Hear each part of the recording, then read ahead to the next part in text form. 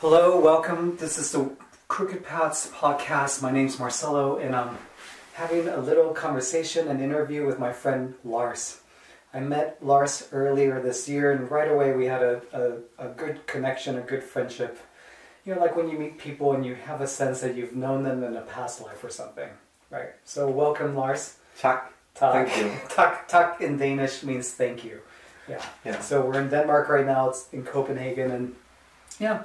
So I know Lars, and I've heard his story, and I thought it was like very interesting, his life adventure and the things that have happened to him. And he's a very interesting, unique guy, and I thought it would be quite inspiring for people to hear about Lars and where he's at and where he came from and what he's like. So what do you want to say, Lars?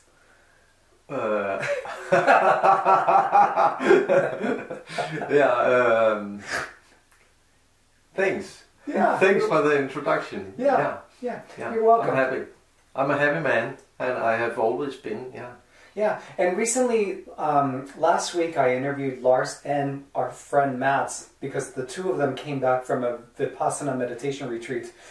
One of those 10-day retreats where you're silent and you're meditating for like 10 hours a day, and you wake up at 4 in the morning. And so I just thought, spur of the moment, I interviewed these two guys like 2 days after they came out, and their faces were all bright, and their minds are very clear and calm and quiet, and they had a lot of enthusiasm. So you can listen to that podcast as well, Lars and Mats meditation retreat.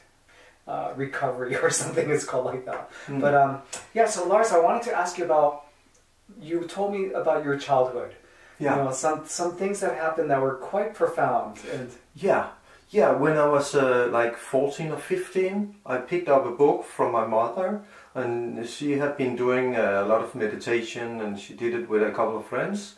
So I picked up this book and read it, and then I started to do some exercises in the book, and I might have been, meditating for, a short matter of time, 3 months or something. Okay. But, my mother suddenly stopped meditating, and she had some out of her body experience, and she thought she would go crazy. And then in a meditation, her girlfriend, who she was meditating with, died, from a heart attack. So she got so scared of meditating, she thought, if I leave my body, I might not come back, or maybe I go crazy, and I have these 2 kids to take care of. Wow. So she stopped. So she developed a lot of fear. Yes. For meditation. So you mean one of your mother's friends, she was meditating and she actually died? She died during a meditation. She died during a meditation? Yeah. Maybe it was a heart attack, who knows, whatever. Oh, wow. Yeah. And she had 2 small kids. I never heard of that before. Oh, okay. Yeah, so that's remarkable. So that freaked your mother out. She freaked out, and she was talking about her fears all the time, and I was like, oh, I might not go into the state where I go out of my body.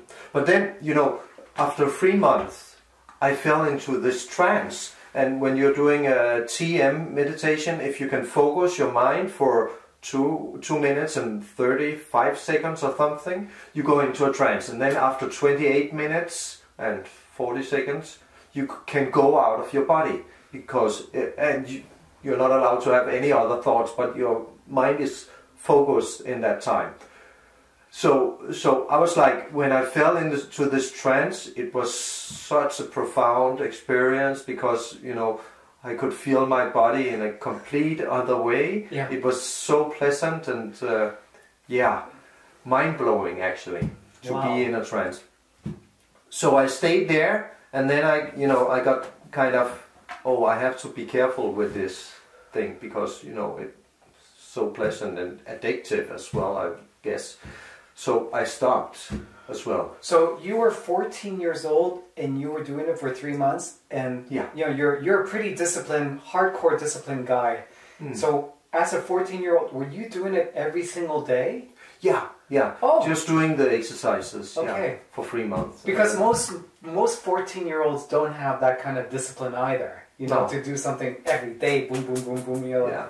unless But, Yeah, but see, I've been disciplined about doing exercises because I took, I'm 46 now, and when I was 30, I took this challenge on to do sports 180 times a year, so every second day approximately, and then if I go beyond 80 kilos, I would stop eating for a period of time, or, eat less, a lot less. how much do you weigh now?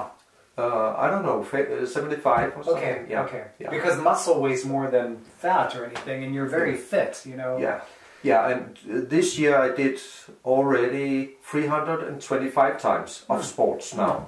So this year's goal, it was, it's a New Year's, what do we call it? Resolution. Yeah. I do it every year, and last year I did 316 times of sports, and I was like, that's too much. So I said to myself, I'll just do 180 again, and then it was,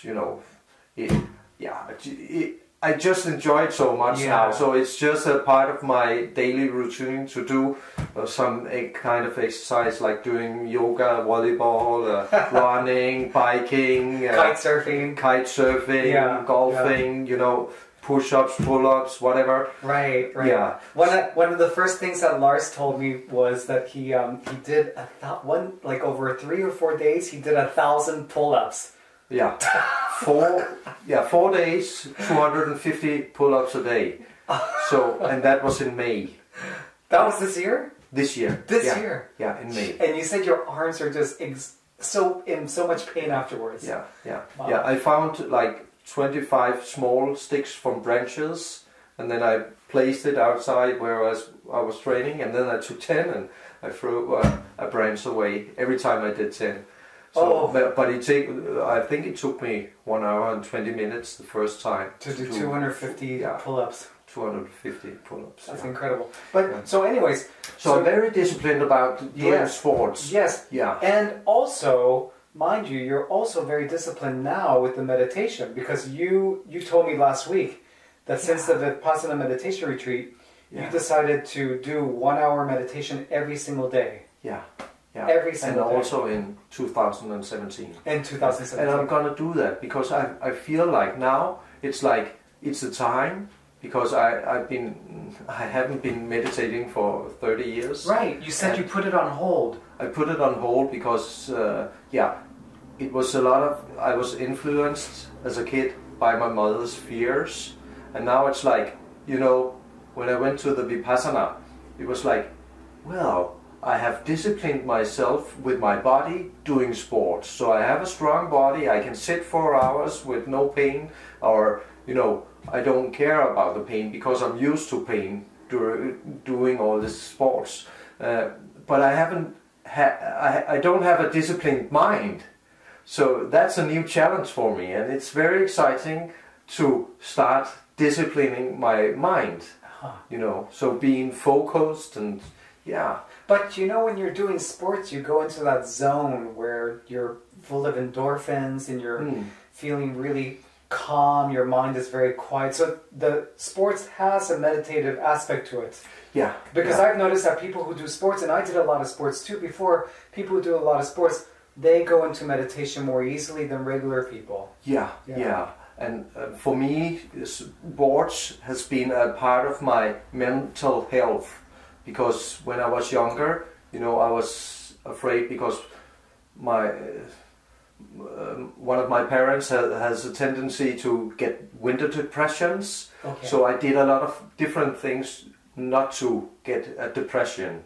And I've been very close to a depression once in my life, but I never went into a depression. So I do different things to avoid the depression. So I go into a solarium maybe 5 times during January, February, when I feel, it's very heavy, it's very grey for a long time. Yeah, it's dark. And also I've been working outside because it's very important in wintertime in Denmark when it's dark or most of the year or some of the year. It's so important to get out and get in some sun in your eyes. Yes. Yeah. Yeah. And you know, here people, they wake up, they go to work in darkness and they go home in darkness during like November, December, January. Right. They don't get lights. I know. I know. It's Now, crazy. now it's November, and now it's like 2:30 in the afternoon, and it's like starting to get dark already. Yeah. Yeah. I know. Yeah. I know. So, you know, I did a lot of things, you know, to avoid this depression or down period. Yeah. So I'm always happy. And Right. I always set my mind to be a positive human being. Yeah. Yeah. Okay. So you how you said that you were on pause regarding meditation and stuff like that. How did it start up again for you recently? Well, actually, it's I found the book somehow, or I just felt like it's time now. You were looking for the book. I've been looking for the book for years. Yeah. Yeah. You thought it was at your mother's place. You gave it back to her. It was my mother's book, and I wanted to reread it because it's more than 30 years since I read it. And I've been looking for that book for several years, and I had the feeling that I should start for several years, but I never came around to it. And I wanted to find a teacher, and I never found a teacher. So it was like there was some obstructions. Yeah. And then plus you're a father of 2 kids. And yeah. Busy with all that as well. Yeah. Your kids are like 14 years old, both of them. Yeah. And then, but I met you at a yoga class at Tinkui. This is Tinkui's a local. It's a spiritual fitness club. That's what it's called, and that's it's a wonderful place. With like a spiritual hangout. People just go and just relax in there, and many different classes are offered. I even teach yoga there. So we met in a yoga class. Yeah. And that was like your first yoga class at Tinkui. I think it was. Yeah. And we went outside, I guess. Yeah, we did it outside in the park. In nature with the sun. Yeah. Sun salutations to the sun. Yeah. It was very nice. And I guess I started there at the same time as I started meditating again. I just figured out it's time now. It's time now. So I started, and then suddenly the book was there. In my bookshelf. I mean, I don't have a lot of books, but it was right there. It suddenly appeared magically. Yeah. And that's funny. And I read it, and I did all the exercises, and as I did. So you read that book, reread that book recently. Yeah. Before going to the Vipassana meditation. Yeah. And you said that some different people have said to you that that you had obviously had some past life as like some hardcore Tibetan monk or something, meditating so much. And what were you going to say about that? Well, when I was 29, I went to India to travel for half a year, and I did it all by myself, and I just met so many interesting people, and I traveled from ashram to ashram, and I met a lot of spiritual people, and one of my friends back in Denmark here, before I left, he said I was a monk, and I should stay, and just the day before I went to India, Dalai Lama appeared very clearly to me in my dream. And the day before you were leaving, the Dalai Lama appeared to you in a dream. I was sick, so That's right. You told me you were super sick. I had the flu, and I had the fever, and my friend, he came over, my best friend, he came over and said, "Oh, you don't want to go, and you should stay, Denmark is so nice, and why go to India? You can stay." And then Dalai Lama came in this dream, and he said, "You shouldn't go. You can find whatever you are looking for in Denmark. You shouldn't go."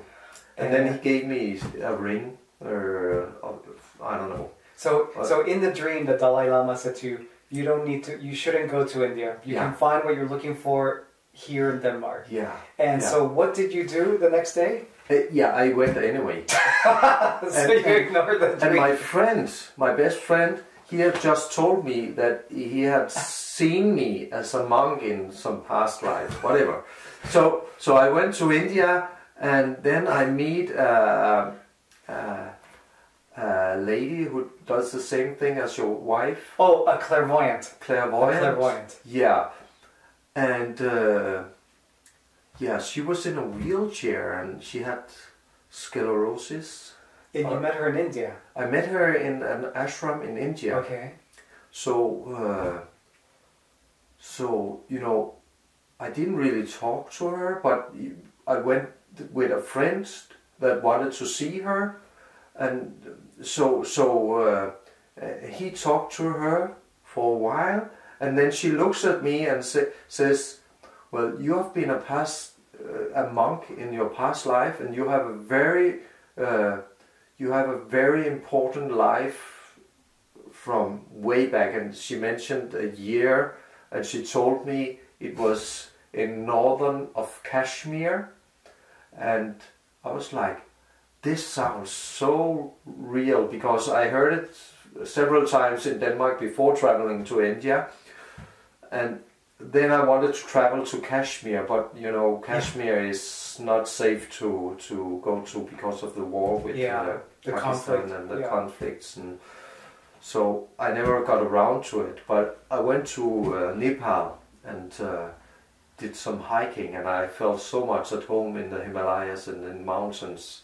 I love the mountains. Whenever I go and see a mountain, I really love the feeling of that. Did you visit any monasteries, Tibetan monasteries and Buddhist monasteries in Nepal or up in the mountains? I never got around to, because when I came to India, I thought, well, then I should go and see Dalai Lama, because maybe he's my, teacher or whatever. Yeah. Did you?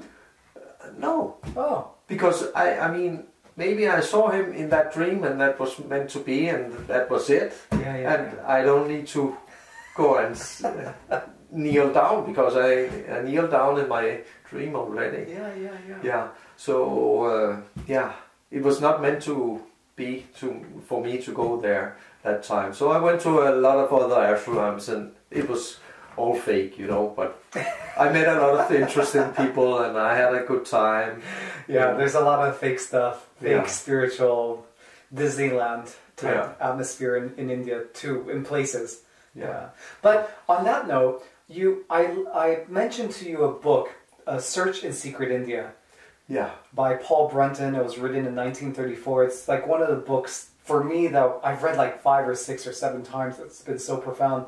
And you got the version in Danish from the library. Yeah. And when you read that book, how was it for you? And was it connected to your trip to India when you were 29 years old? Did it bring back memories? It brought back a lot of memories. I went by Tiruvannamalai, very close, but I never went to see the ashram, because I wanted to see living gurus. So I went to ashram with living gurus in, and I loved the Hugging Mother. She must be enlightened. You were there for how long with the Hugging Saint? A week or 2 weeks. And you got lots of hugs from her? Yeah, every day.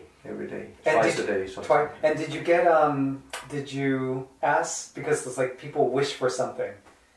I was telling you last week about this Australian woman. Yeah. She wrote a book called Holy Cow. Someone told her, when you go to this Hugging Saint, the Hugging Amma, I think her name is. Amma, yes. Yeah, when you go to her, you go with a wish. So this Australian woman said, a wish?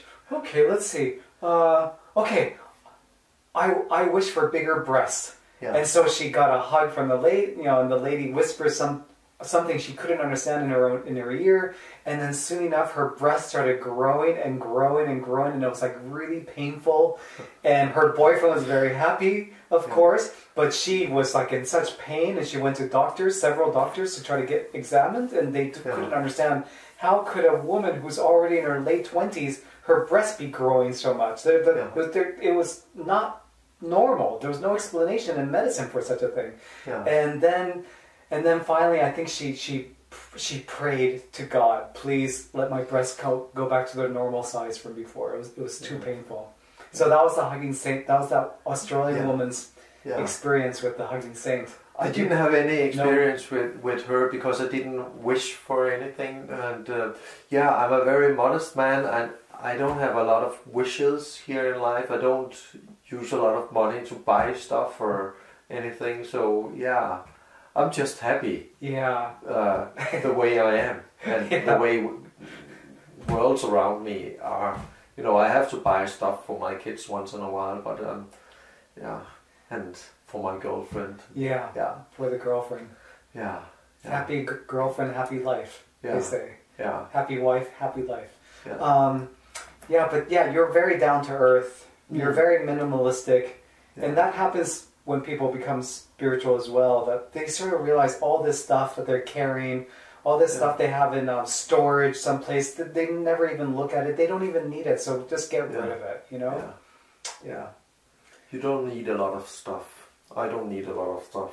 Yeah. So it doesn't make you happy to go buy stuff. Right. Yeah. So, but in that book, A Search in Secret India, did something come up for you? I know, the book was written in 1934. There was no one living still from mentioned from that book, but did it activate anything for you? Any ideas, any inspirations? Well, I have a lot of memories from India, and I was I had the happiest days of my life when I had my 30th year's birthday down there. It was just the happiest day of my life, but I feel like every day is the happiest day of my life now. I don't know why, but the time is now for me, and to go more into the spiritual stuff, and I think that it helps me that I done all these sports, and I'm doing all this meditation now. And I want to focus my mind, get it disciplined, and see how far it can go. Because I think it could go very far. Yes. Very far. And also, so that meditation retreat, it's been 10 days since you came out of it. So, so what's happened in those 10 days being back in society, in the normal, quote-unquote, normal world now? Well, because when you first come out and your mind is so clear and quiet and you're so grounded in yourself, when you first come out, it's sort of like in the Matrix, the movie The Matrix, when Neo, when in the first Matrix, when he goes back into the Matrix, they're driving him to go see the Oracle for the first time, and he's in the back of that big Lincoln Continental car.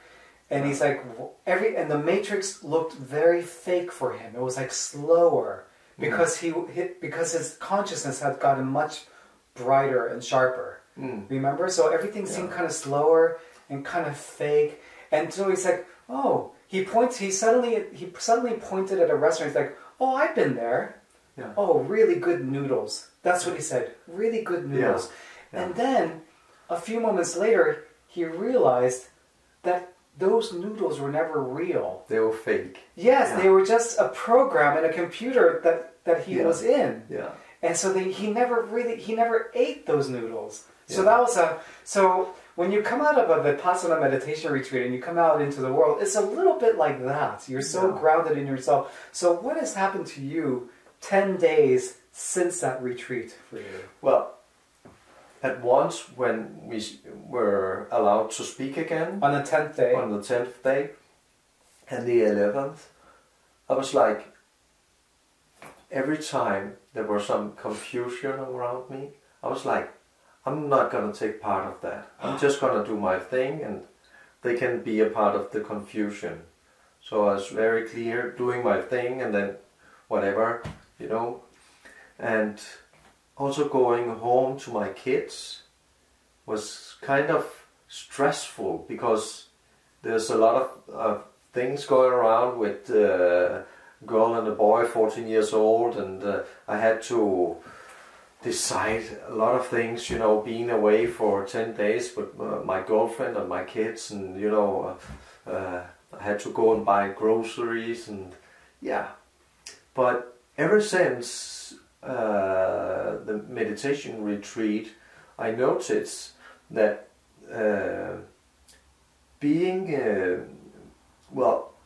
I noticed that I stopped using my phone.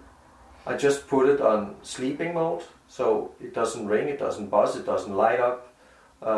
I check it once in a while, you know. Before I used it a lot.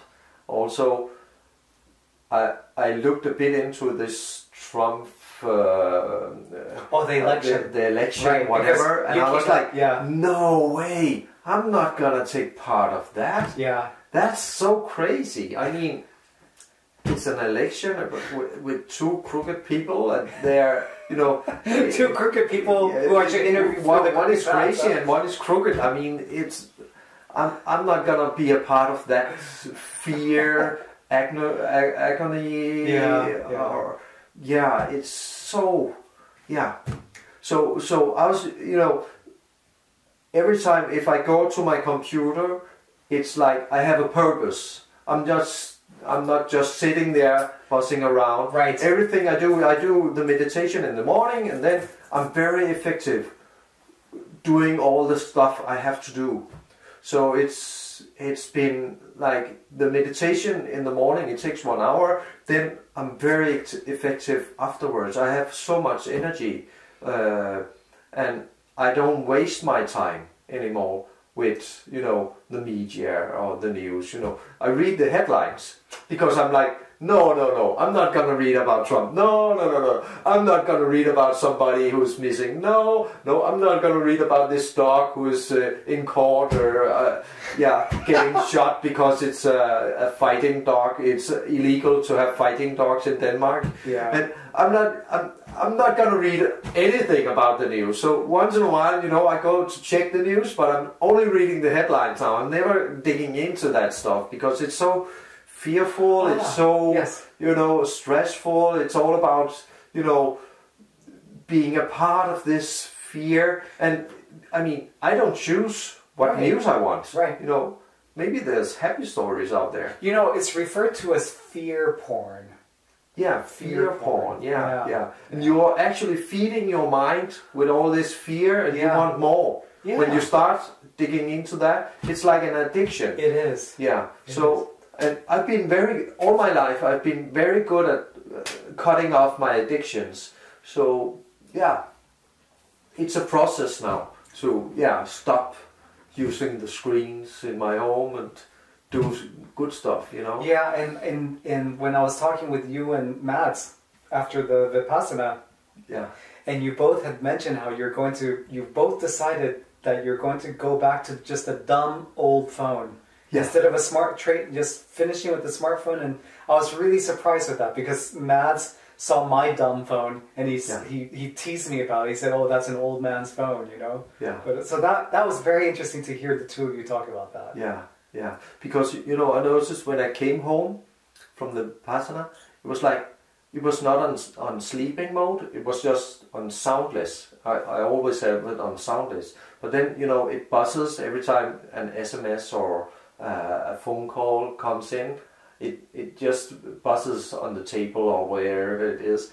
And we were sitting eating dinner, and my phone was buzzing. I think it was the first night coming home from, and I was like, "Oh, I'm sorry. This is such a distraction. We're sitting here, me and my girlfriend and my kids. She had cooked me a dinner, and everybody is thinking about who is calling Dad or you know." And I was like, "I'm really sorry. We are having this nice dinner and we are having this nice conversation, and everybody is distracted by the fucking phone." And I was like, "No, it's gotta go now." So now it's only on sleeping mode all the time. Wow. Yeah. That's great. Yeah. That's great. And so And so, have you continued with the 1 hour or 2 hours a day with the meditation? Because the teacher in the Vipassana retreat, he recommends 2 hours. 2 hours per day. Yeah. And with my first meditation retreat, I was so grateful to do the meditation retreat. For me, it was like a duck to water. You know, Yeah. the happiness of a duck going into water. Yeah. And so I continued with the meditation, but not 2 hours every day. I did it 1 hour every 2 days, maybe. So, but I continued even though the meditations got worse and worse for me when I did it by myself. But after a few months, I saw some big benefits. You know, so have you, it's only been 10 days for you, but you've continued every day? Yeah. I wake up at 5 o'clock and then I meditate from 5 or 6. And this morning I got to bed a little late. So I just took another nap before waking up the kids. So I meditate from 5 to 6. If I'm tired, I go back to bed and sleep half an hour more, and then I'm fresh. But normally, when I have meditated from 5 to 6, I start my day reading books and sitting with a candlelight and waking up the kids, starting to cook breakfast. Yeah. So I meditate every day, and sometimes we went to summer cottage this weekend. Summer what? Summer cottage. Okay. Yeah, a little house my ex-girlfriend has in Federt. It's the south coast of Sjælland. Okay. And it's right by the ocean. So beautiful. So you can see the ocean, and the moon was so bright, and I went to sit. They have a little bench in front of the water, like 5 meters from the water, and you can hear the waves coming in. And I went there to sit in the moonlight, and the next day also I meditated in the house from 5 to 6 in the morning. Even though it's weekend, I go up at 5. And then I went back to sleep, and then I went to meditate 3 times on the second day at the water, because I love, Yes. when I'm in nature, Right. my mind gets so sharp and it gets so clear, and the sound that nature makes, like waves, or if I'm sitting in a forest, I love sitting in a forest. I'm so aware of the birds and the sounds around me, and I'm so present to my body as well. Yeah. So it's not a distraction. Actually, for me, it's a distraction if I'm inside, because then there's more room for my mind to have thoughts about something, But if I'm in nature, I'm very present to nature, to sounds, because I have a big love of nature. I love the nature. Right. So when I'm in nature, my thoughts just disappeared, and I discovered that sitting in the moonlight, and my kids were sleeping, and I was like, oh yeah, this is how meditation is supposed to be. No thoughts, just listen to the sound, be present to your body, be present to the now. And so I meditated a lot that weekend. Oh, good. And we're going this weekend as well. So That's interesting, because while you're talking about nature, a big magpie just walked across the window. No, he's already gone, but he just walked across and he looked in. Yeah. And I meditated a lot at the Vipassana course in the forest, even though it was like snowing and freezing. You meditated in nature. Yeah. I've done that too. It's special when you're in nature. Yeah. The birds there, they came very close, maybe 1 meter from me. Yeah. They thought you were a statue, maybe? Yeah. I think they look at me, and then they are curious and they come closer. Actually, I had this, just when I started meditating, I found out after running it's good to do meditation, not before, because then I run too slowly. But I went running in a forest near my father's house, and then I found a place to meditate. So I sat down, and 5 mouses came out of the hole in the ground, and I was just meditating, and there was so much noise just around my leg, and I was like, oh, I just take a look, whatever. I didn't do the Vipassana yet, so I wasn't focused. Yeah, that was before the Vipassana. Okay. Yeah, so I wasn't focused about sitting still and not open my eyes or anything. So I was just looking at these, and they were like 10 centimeters away from my leg. And I was like... Little mice. Yeah. Little mice. Yeah, like this size. Little cute mice, huh? Yeah. So, yeah. I love being in nature. Yeah. Sure, it's all the great teachers in the past have said the importance of going and sitting in silence in nature, you know? Yeah. So I'm gonna do that this winter as well. Great. Yeah. Because, we are doing this breathing technique where we can stay outside, still being hot. Yeah. It's very similar to the Tibetans the Tibetan monks, some of them do something called tumo. Tumo. Have you heard of this? No. The Tibetan monks who do a special meditation breathing technique, and it's called tumo, and they have contests with each other where they sit in the snow. They sit in the snow and they put wet towels on top of themselves, and they have contests to see who can dry the towels more quickly. Wow. You've never heard of that? No. Crazy monks. Yeah, crazy monks. I mean, there's more to meditation. Meditation is much more than about drying towels, you know. But incredible things that they... Yeah. But this Wim Hof thing, yes. Yeah, I've been investigating into him the last week, because we want to start the program. We want to start the 10 weeks program. You and Mads. Yeah, and me too. And just so anyone who's listening to this, Wim Hof is this Dutch guy who's got the record for staying in ice the longest, or snow the longest, and swimming under ice water the longest. I mean, he's an amazing guy who's got 26 world records. 26 He's the only guy who climbed Mount Everest in a pair of bathing shorts, barefooted. Barefooted? Barefooted. Incredible. And he went into a blizzard and got lost with his bathing suit on. That's incredible. Incredible. Yeah. He's one of a kind. Yeah. But I'm sure he says that everyone has that ability. Yeah. If you learn the technique, right? Yeah. If you do the technique and breathing, and you can do amazing stuff as a human being. Right, because did you ever hear of that boy? He was like a 15 or 16-year-old boy in Nepal. Yeah. He was called the Buddha boy. Mm-hmm. Did you ever hear what he did? Yeah. In 2005? Yeah, he sat under a tree for 6 years. No, he sat under a tree for like a full year. Full year. 1 full year, but no one saw him eating or drinking anything.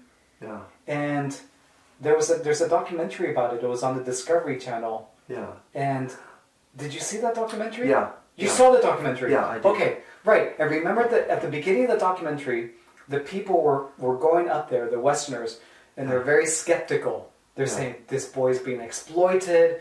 We think this is wrong. India and Nepal, these countries are full of these spiritual con men, you know, who steal money from pilgrims who are so naive. You know, that was their attitude. And before they went, they interviewed some doctors and health practitioners, and to see what's possible with the human body. They said, no, it's impossible. It's really impossible to live without water for more than 2 days. Yeah. And other things that they said, if the boy didn't move, he would have rashes. Of his skin. On parts of his skin, compression sores, I think they're called.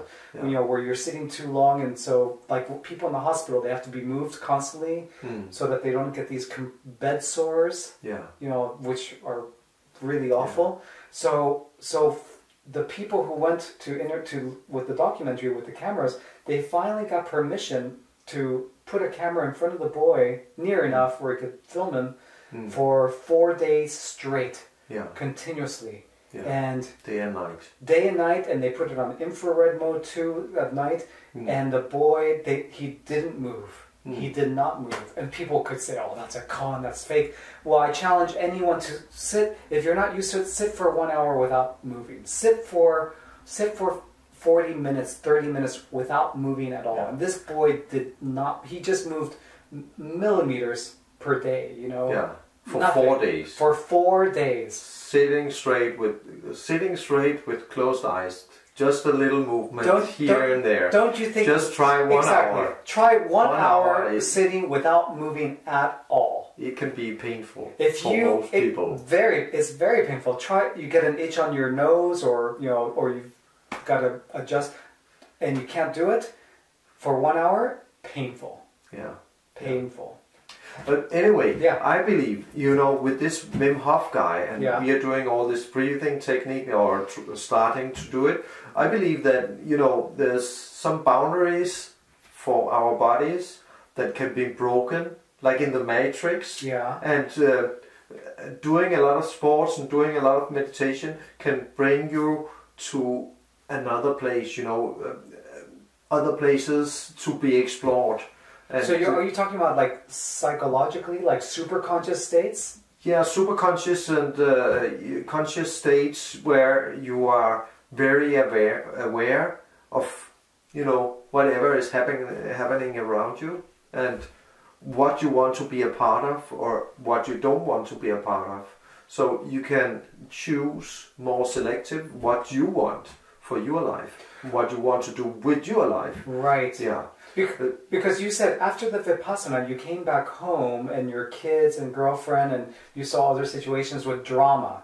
Yeah. Drama, stress, and you said, no, I'm not going to take part of this. Just like at the end of the first Matrix, Neo, these bullets are coming towards him after he had been shot 6 times, and then he came back from death, and the bullets were being shot at him, and he just said no. So, like, you get wisdom to not get involved with drama. Yeah. Right? Would you say? Would you agree with that? I will agree. Yeah. Not being a part of drama. And the mind is all drama. Yeah. So, and there's a connection. The human brain is so complex. Yeah. And you put a lot of stress into your body, and people does that in everyday life. And there's a part of the brain called hypothalamus.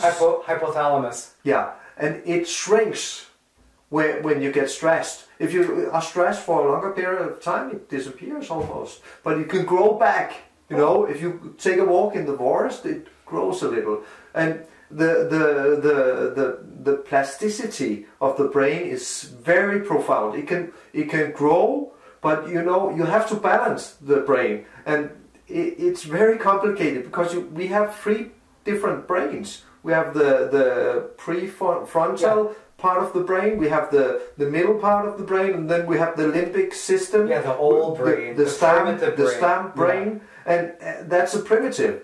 And you know what? You need to be able to go into the primitive as well, being able to control what is happening inside your mind, because sometimes it's not very good to be all head. The limbic system is more connected with the body and the heart and where all your feelings are, and if you can control your brain and all these things that are happening inside your brain, because I'm the master of my brain, but I'm not disciplined with it yet. But when I get disciplined, it's gonna be, I'm gonna be more happy. Because but you're already pretty happy. Yeah, I know. So you want to be more happy? yeah. Right. Because there's stage where you can be blissful. You can go into trance, or body awareness, and there are so many layers of consciousness. Most people they don't ever get conscious about all these layers of consciousness. Yeah. But every human being, there's maybe hundreds of layers in every human being. But most of the people they just scratch the bottom. What is happening here? I'm afraid of doing something new. I don't wanna. I just wanna stay at home in front of my telly and just eat my junk food, and nobody cares about me. And then I want to go work and make a lot of money and buy all this crap that makes me happy in the moment. But then the day after I'm not happy anymore. And what is happening? I mean, it must be so frustrating. I know, tough. Yeah. So, I can't imagine it. if you go up the layers of consciousness, Yeah. I mean, there's maybe hundreds of them.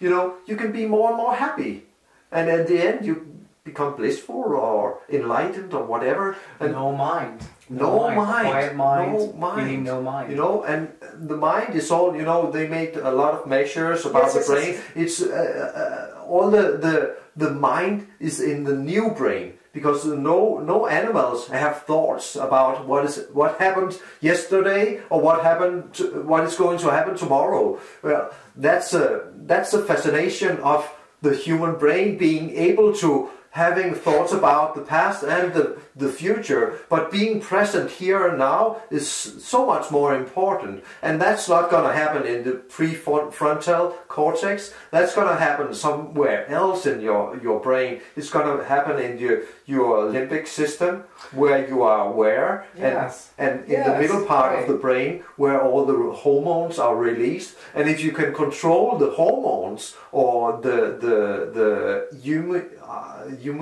immune system, The immune system, and all the systems that are going on in your body, you're gonna be very happy.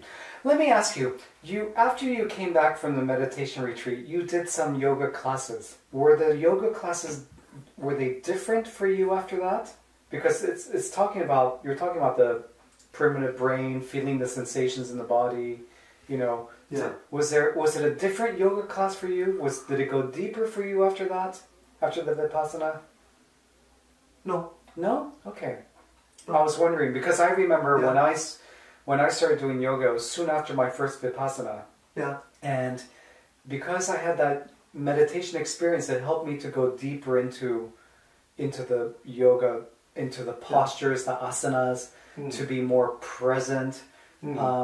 You know, like you didn't notice anything like that, or no? Not with my body, but Or I guess because I'm doing so much sports all the time, I'm very present to my body all the time. I'm used to that, but I noticed that I have a change of awareness, being more present, being present to whatever thoughts are happening all the time. All the time, yeah. In your waking life. Yeah, in my waking hours, I'm like, no, those are thoughts about the past, or those are thoughts about the future. Okay, maybe I should act on this if I want to do this. So I'm acting more. I'm consciously choosing what am I going to act on. Yeah. So I act a lot, you know. I Yes. take consciously actions in my life now. Before I was maybe more reacting to whatever, you know, happened. And yeah, and also feelings comes and goes, and you know, there's so many people are not aware of what is happening within them about feelings. Yes. You know, every time you get angry, you know, you can react to that anger. And I'm very aware now that, you know, it's just a feeling. It will pass. So my feelings, I had this. I took this personal course in 1998, where I worked a lot with my feelings, and it was like the feelings can take control of you, and you're not aware of how you are acting towards the world. But if you are aware of your feelings, you can, you know, not suppress them, because feelings will always be there, but you can just observe them and see, whoa, I'm getting angry. How come do I get angry when this guy goes say this? Should I act or should I react?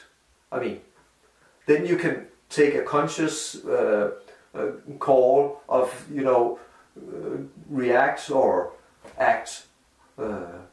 So that's very, very, you know, profound. Yes, very profound. I remember like the Buddha, because the Vipassana is the Buddha's teachings. And I remember that in those teachings it was like, you can't control the world, you can't make the world quieter for you or whatever, but you can cultivate less, non-reactivity. Yeah. So you can cultivate where you become less reactive to things. Yeah.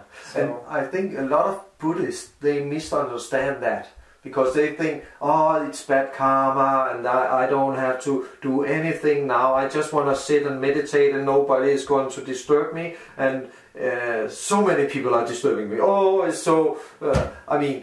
no. When you are becoming more aware, you act more. You don't react.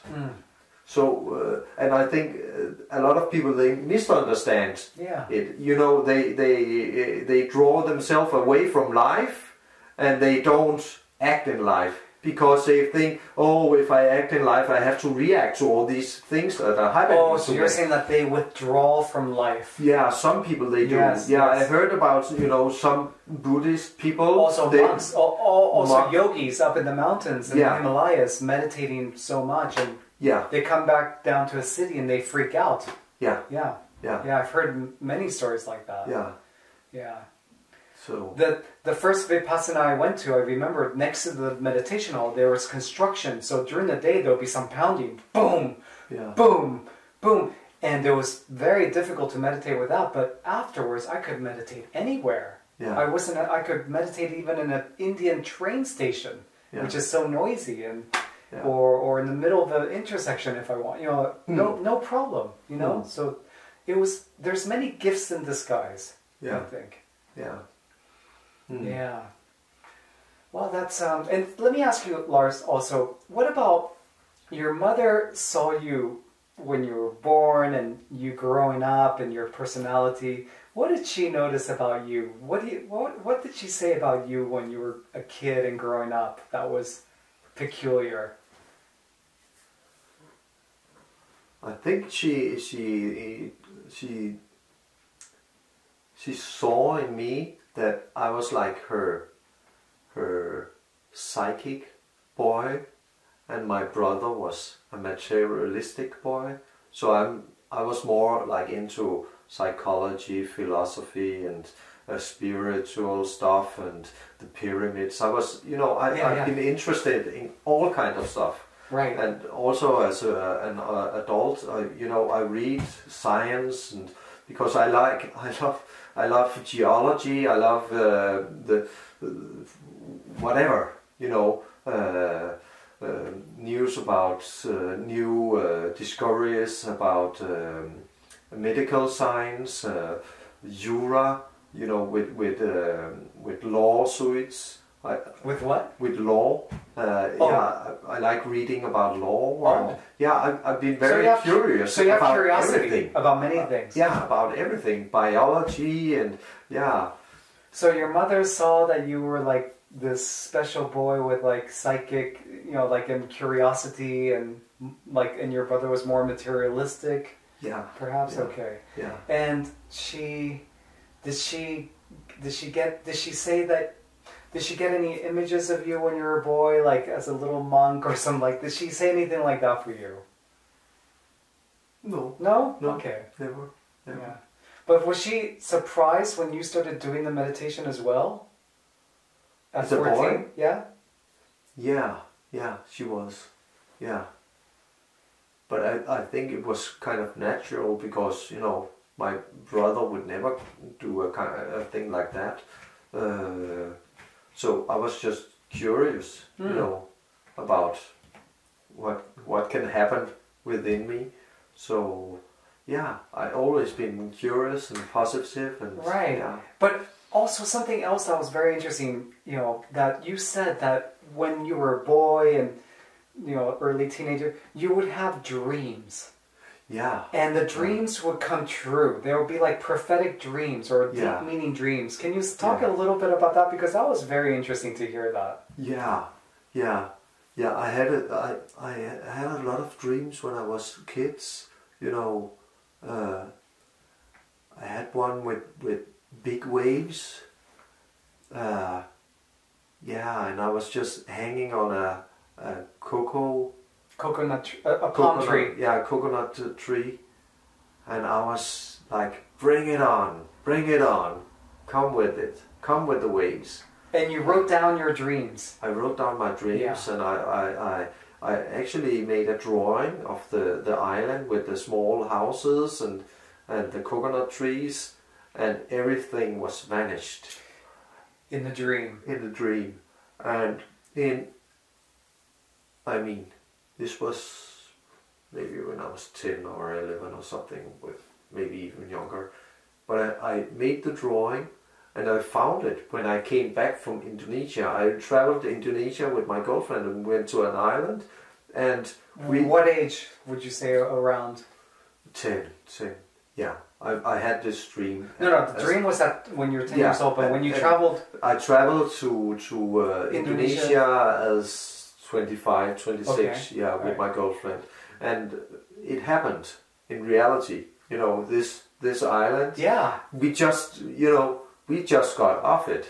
And our parents, they thought we were dead. Yeah, because a big tsunami came through and killed everyone in the island. Yeah. And so it happened, how you wanted to stay in that island?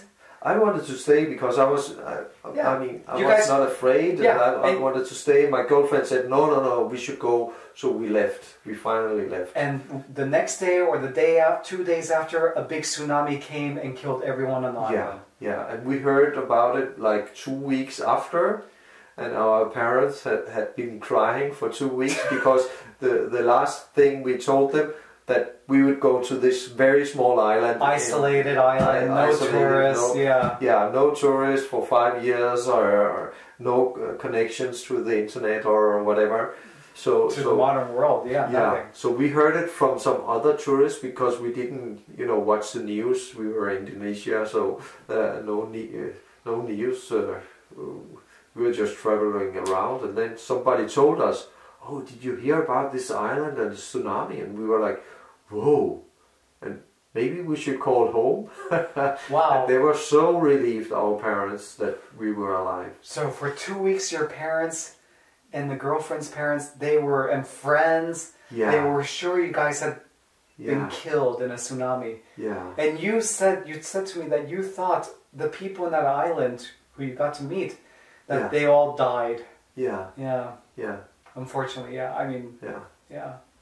Yeah, and also, as a kid, I could pinpoint people without knowing them, what kind of person they were and what kind of life, and you could tell that as a little boy. Yeah. And you would tell your mother or your father. Yeah, and I would tell them as well. And they were surprised, I imagine. Surprised, and and how do you know that? And I was like, I can see it. Wow. I don't know why, but I can see that you do this kind of thing and you do that and whatever. How old were you when you were doing that, approximately? From 10 again to maybe 16, 17. And how did it stop, do you think? I think it stopped when I started. I came home from the States as 16 years old. I was in the States for 1 year in Pennsylvania. Okay. And then I started to go to a Danish high school. And my Danish teacher, he was a very strict man. So in the first class, I said, "Oh, listen, I know you have a house and you have a wife and you have a dog, and I can see whatever you have a full plan for these 3 years that we are going to your class. But it says in the study work plan for the 3 years then that we as students should have been able to influence whatever we are going to learn. So if we want to learn about this, is it possible?" And he said, "No." And he got very angry because I could say all this. I saw through him, and I saw a lot of things about him. And he was like, "How do you know?" And he got very upset with me. And And he gave me I worked very hard, and he gave me an F. He failed me. Wow. And I worked very hard, to make it look nice or whatever. And I was like, no, I'm not gonna fight this guy for 3 years, whatever. Wow. So I stopped attending that school. I switched. You switched schools. Yeah. And then that ability faded? Or? I don't know. Yeah, I guess so. Yeah. But what about now that you're meditating now? Has it come back a little bit where you can see through people, or? I don't know. Yeah. I don't know. And let me ask you, what coming to the end of this podcast, what is some advice you can give to someone who's just starting to meditate or wants to start but they can't, or or anything, any advice, any guidance that you could offer to people from your experiences? From my experiences, I think I have an advantage because I did all this sports. So and I think you need a strong body to have a strong mind. Mm-hmm. So if you want to train your mind and be more conscious in the world, you should also train your body, because it goes together. It's like you need to balance the body and mind thing. And you would also recommend like eating healthy, I think. Yeah. I love eating healthy. I love cooking. Cutting back on sugar. Cutting back on sugar and eating ecological and organic stuff. Yeah, and make it taste good. Use spices. Use much spices. Yeah. Try it out. Yeah. Oh, great. And so, also, in yesterday's yoga class, at the end of the class, this woman, she said to me, "Oh, Marcelo, my mind was so crazy noisy, during the whole class. I was like shocked." Mm-hmm. And so I said to her, "Oh, that's great." And she said, "Great? What do you mean, great? It was awful." I go, No.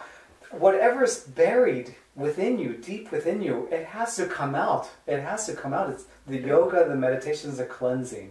Yeah. So I said to her, just be patient. It's a cleansing. Let it come through you. Just don't react to it. Let it come through you, and it comes out of you. Yeah. Yeah. Would you agree, or that's what happened to you on your meditation retreat? Well, I would say the meditation retreat is like before and after, because it's so profound. You can really prepare for meditating. I think I did 11 or 12 hours a day, because I also meditated during the breaks at one point, because I and it felt so pure, being able to purify your mind.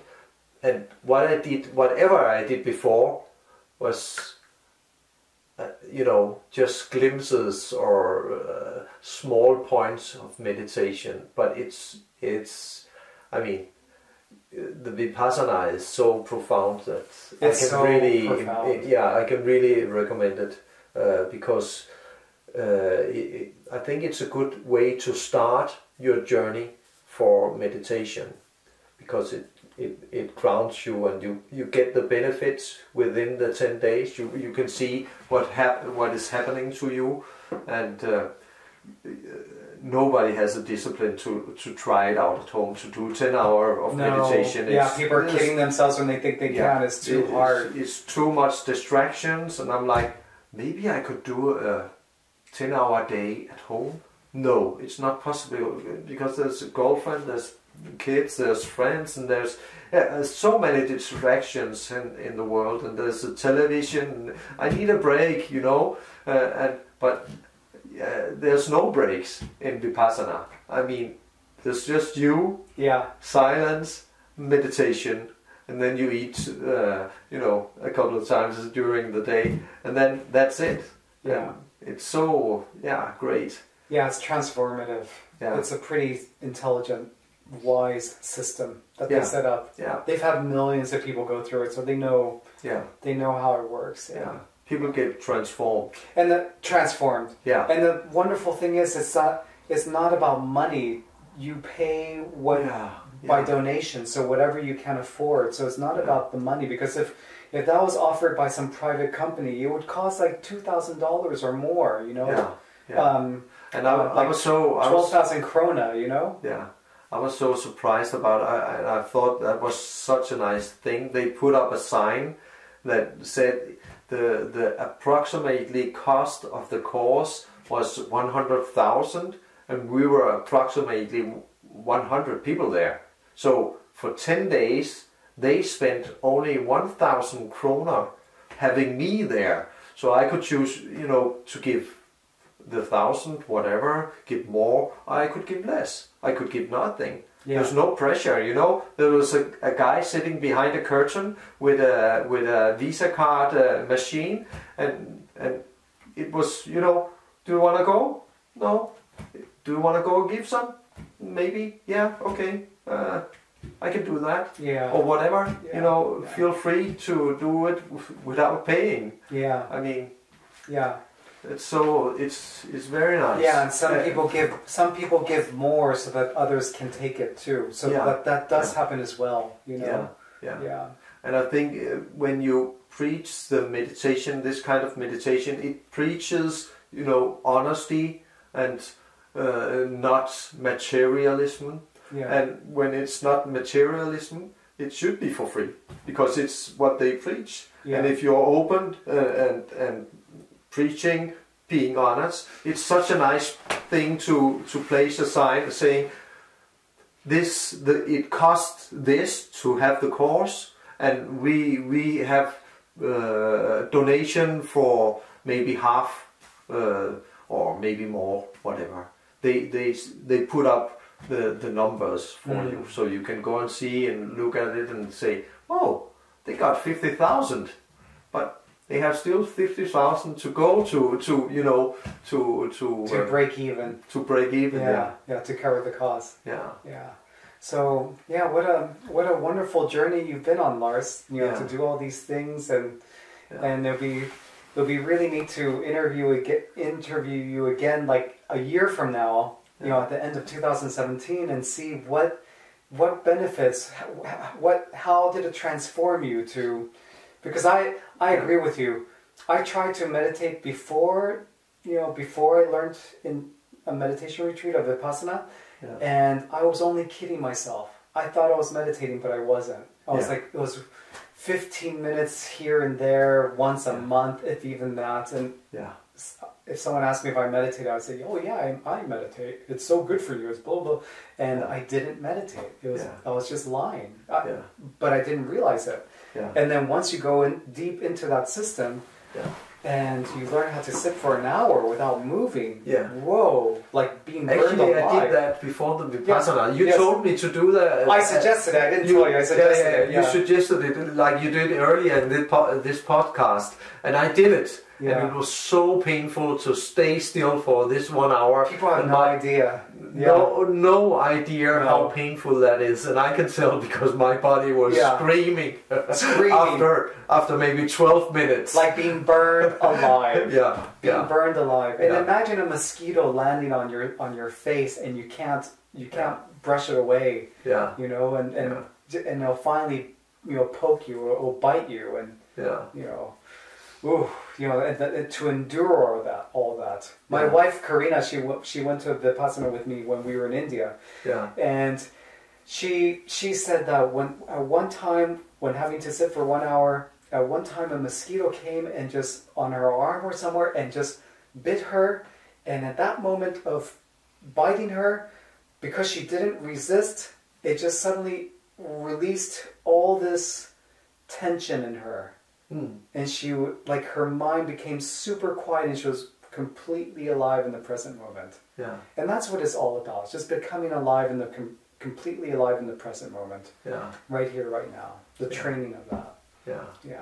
Right here, right now. Right here, right now. With everything. Here, right now. Yeah. Remember that. Remember that.